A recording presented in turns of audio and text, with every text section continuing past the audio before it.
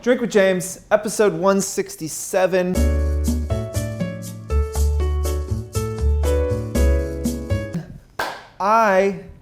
Ladies and gentlemen, I was at the mothership last night. I went to Facebook, our benevolent overlord. I was there for a little chat, like a talk that they were giving. There was no, unfortunately I have no juicy gossip. There was no kind of huge insight or new product that I have to show you or tell you. And if they did have something secret and they told me and I told you, I like guaranteed I would be killed in my sleep before this thing even went out. So what was interesting though, there was a couple of insights that I thought were kind of like, oh yeah, duh moments, but something that I thought they articulated quite well. One was that, you know, they were talking about all advertising, but specifically through the lens of influencers.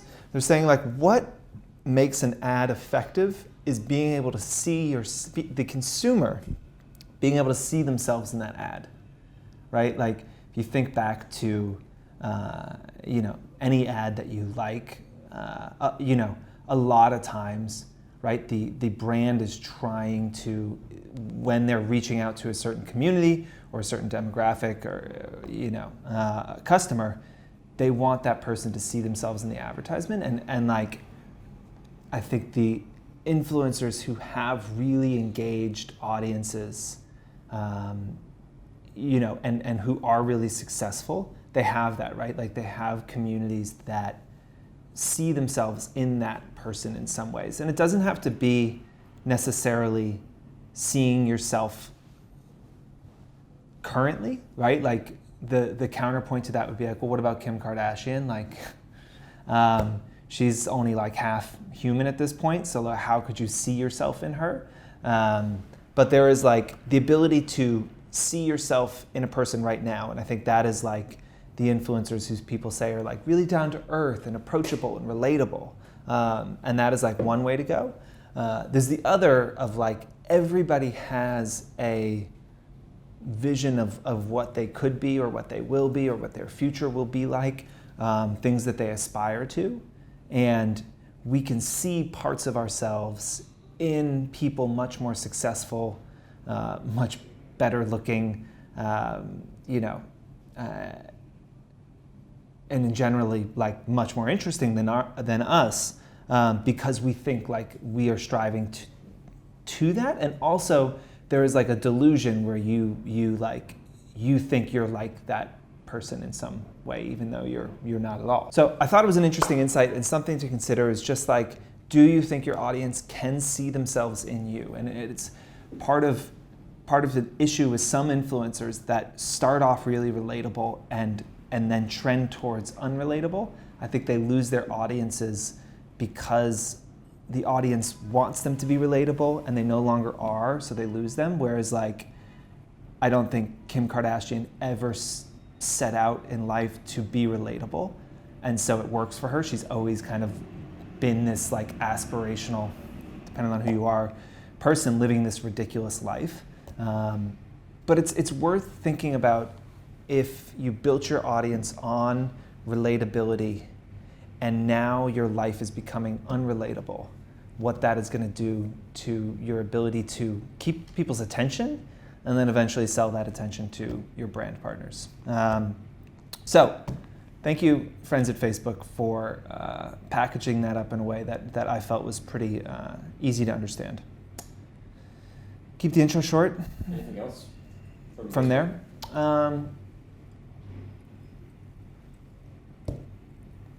The other thing from last night that I thought was interesting was they talked about, and this is something we talk about internally with our clients, but with a little different language. They say that, you know, as a brand, before you pick an influencer and brief them on whatever the post is, you have to come up with an influential idea, right? So you have to come up with a concept that is compelling and then find the right influencer to execute that concept. I have mentioned the Ogilvy on Advertising book quite a bit in, you know, maybe 30 or 40 episodes. I was reading that book and I was bringing up examples from it a lot. But There's an Ogilvy quote where he says, when you see one of my ads, I don't want you to think it's creative. I want you to think it's so compelling that you buy the product. And that is the core of like what a good advertisement should do. And what Facebook was saying was like essentially an updated version of what Ogilvy was saying, was that like first you have to come up with a way to position that product so that to your audience it influences their decision making, right? Because your influence can only extend so far, right? Like it doesn't blanket everything. Gone are the days where an influencer can just be like, post something and be like, I like this, and it just sells out, right? Like that maybe used to happen years ago. It does not at all happen anymore. And so you have to be more strategic and think about, what is the idea that I am trying to sell? And then how does that product relate to that idea, right? And so let's say you're working with a skincare brand and they're promoting a product that simplifies your skincare routine. So the influential idea is that skincare routines have gotten too complex, too many steps, too many products, selling you things you don't need for problems that don't really exist. And this product is a kind of all-in-one, one and done product that will totally simplify your skincare routine and go back to like reality, right? And go back to a place where we don't feel like we need to put 15 things on our face before we go to sleep. That idea that skincare routines are too complex is more compelling than maybe that product is, but you're kind of introducing them in tandem. I'll give one more easy example, which was like Warby Parker launched. And they didn't launch by saying, hey, here's these new glasses.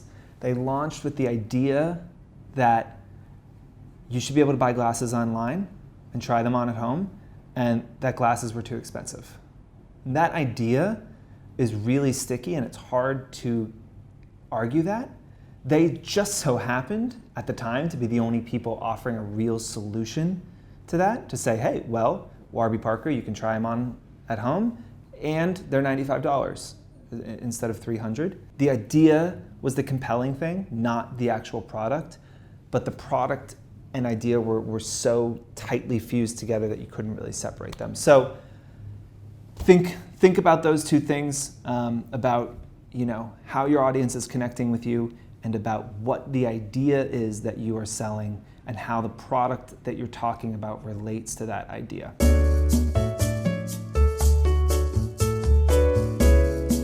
Question number one is, what is hiding likes going to do to Instagram? So, Instagram turned off likes in Australia on July 18th.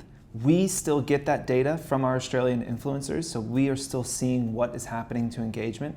So we had our in-house data scientists take a look at some of that data and try and answer that question of like, what the hell is happening? So from July 18th to today, we've got 2,200 influencers in Australia that we have data for across obviously hundreds of thousands of posts. What we saw was a 20% decrease in engagement overall. It wasn't an immediate drop, but it is part of a larger trend that we saw. Now, my caveat to this, and what we're still looking into, is that drop in engagement seems to be happening across the entire platform. Australia did fall more, like it did look like it was falling faster than the rest of the platform in general.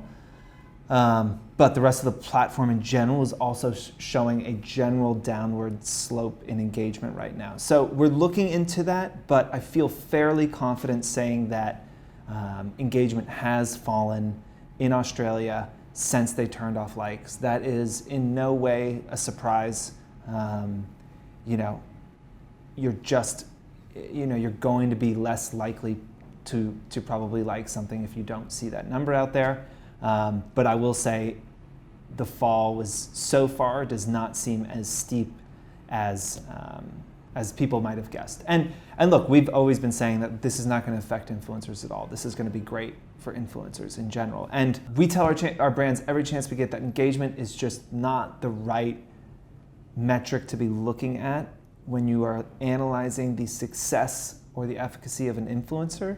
And another thing I saw last night at Facebook was that is something we've been telling brands, is that like engagement is the wrong metric to be looking at to try and understand if something works. And last night Facebook said the same thing, and they had graphs showing that engagement has no correlation with a post being remembered and being effective. So engagement has absolutely no correlation with a post's efficacy. The only thing it affects is the algorithm and that post's ability to be seen by more people. So in that way, engagement is important, but it is not important like whether a single person likes a photo or doesn't like a photo but sees it has no bearing on how effective that post is in like injecting that brand's story into that consumer's brain tissue. And even if tomorrow they turn off likes and engagement falls 30% across the board, it's not going to matter because it will fall 30% for everyone, right? And so the algorithm will shift with it. It's not like if your engagement falls 30% and everyone else's does, you're still at the same place relative to everybody else. So I don't think it's going to really change much. And I definitely think it's going to happen. So we might as well just get used to it.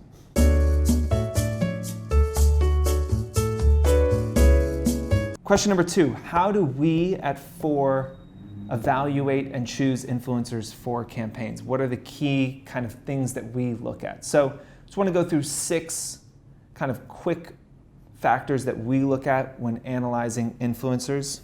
First, reach, and more specifically, verified reach.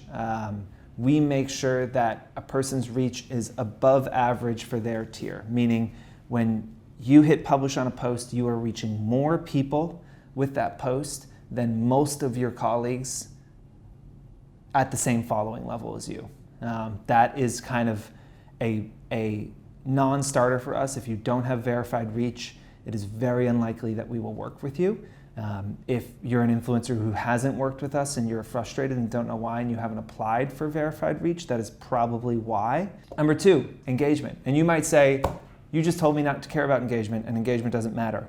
When combined with reach stats, engagement is a telling indicator of how well engaged someone's audience is. So for us, engagement without reach is worthless because it's so easy to purchase.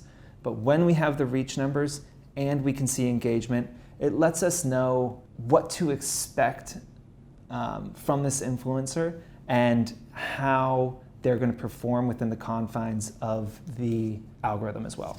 Number 3 is audience demographics. You can have amazing reach, you can have a huge following, you can have crazy engagement. If your audience isn't the right people that we are trying to reach, we're not going to work with you. I always say, like, a lot of times I get people coming to me saying like, hey, I worked with this influencer and they had 500,000 followers and it totally didn't work. And I look at the influencer and it is clear that the demographics are just completely off. Their audience is too young, they're the wrong gender, they're in the wrong income brackets, whatever it might be. It is important that the demographics match our goals, and we'll look at that every single time. Number 4, we want to work with influencers who are growing their following. There are few greater indications of success with an influencer than a following that is growing. Now you might say, wait, what about people who are doing giveaways? Do you think we're complete morons? Like, obviously we can tell when people are growing their following using giveaways, and if they are adding followers to their account but those people aren't actually engaged with their content, it means that the algorithm won't serve their content to those people. It means that their reach will be below average. It means they won't have verified reach. It means that we won't work with them. So again, number 5, percentage of sponsored content. If 50% of your content is sponsored, we're not going to work with you. If 40% of your content is sponsored, we will think twice about working with you. You can't have everything in your life be sponsored. There is no way a single person can like that much shit. And I don't want to see fucking commercial every single time I open Instagram. This is a whole existential threat for Instagram in general, as it shifts from this entertainment and distraction tool, like engine, into a shopping and advertising platform. I think it loses some of its soul, and you just can't have half your posts be sponsored. We tell influencers under 25% is a good number to aim for. Go through your feed, go through the last 30 days, see what percentage of your content is sponsored, pay attention to that, try and keep it under 25%. The next is we look at how much sponsored content you're doing inside of that product category, right? So if you have promoted 4 fragrances in the last month, we are not going to be the 5th. We're not idiots, again.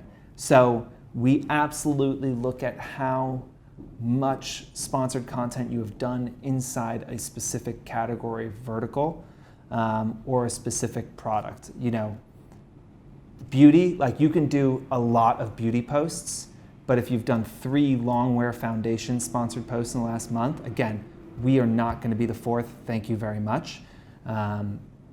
Think about how much you're doing inside of specific verticals and understand that if you oversaturate that, you make it all less effective, and brands should and will stop working with you inside of that vertical. I would say, you know, for me, once a month in a specific vertical is the absolute max. I would prefer once a quarter. Again, I don't think you can fall in love with a new fragrance every month. I'm sorry, I just don't think you can.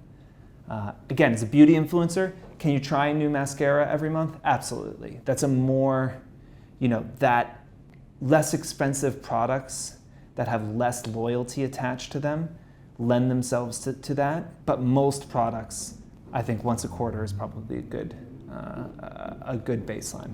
That is the 6 things that we will always look at. There are obviously a lot of other factors, and I want to say the last and maybe most important one, that while we have powerful technology that helps us do this stuff really quickly, end of the day, it always has a human eye on it.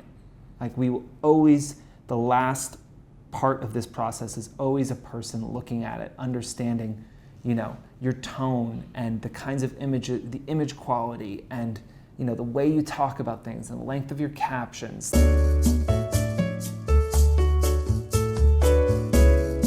So question number 3, what do you do with an abusive brand? So I have talked quite a bit about influencers' behavior towards brands and making sure you don't burn bridges and making sure you're professional and prompt and kind. Bless you, Tim. Sorry. But what happens if a brand is being abusive and they're asking for too much? The example here was somebody who accepted a experience in exchange for some posts.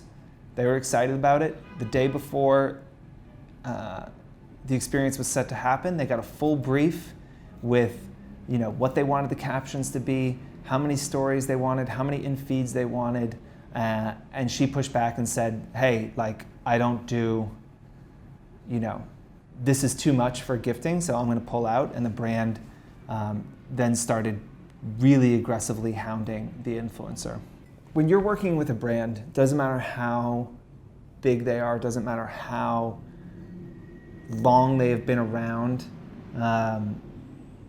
you need to come to the table as equals.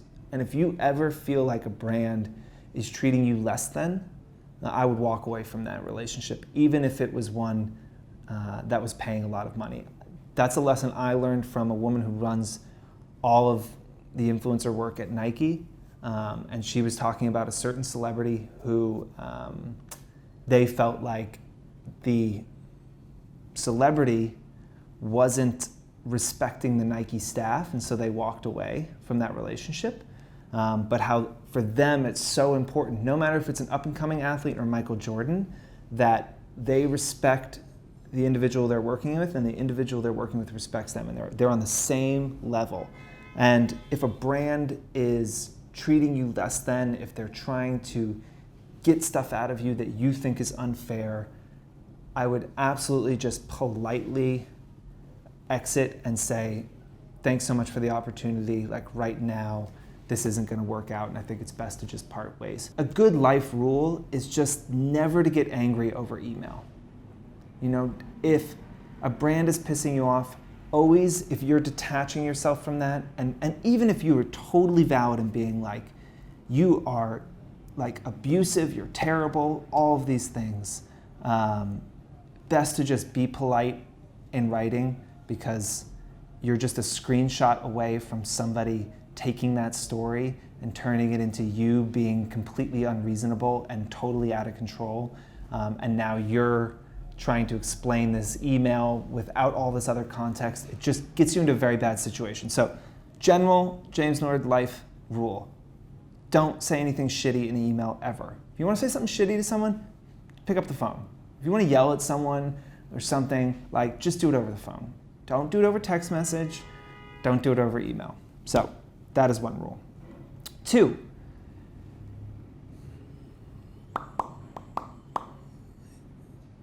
in general, if a brand is gifting you something, an experience or a product, when we do it, we suggest the type of content we might like. We provide a mood board of what we hoped it would look like, but we also understand that by not paying you, we cede control of that post. We cannot give you a full brief. We cannot tell you what your caption could sound like. We make suggestions.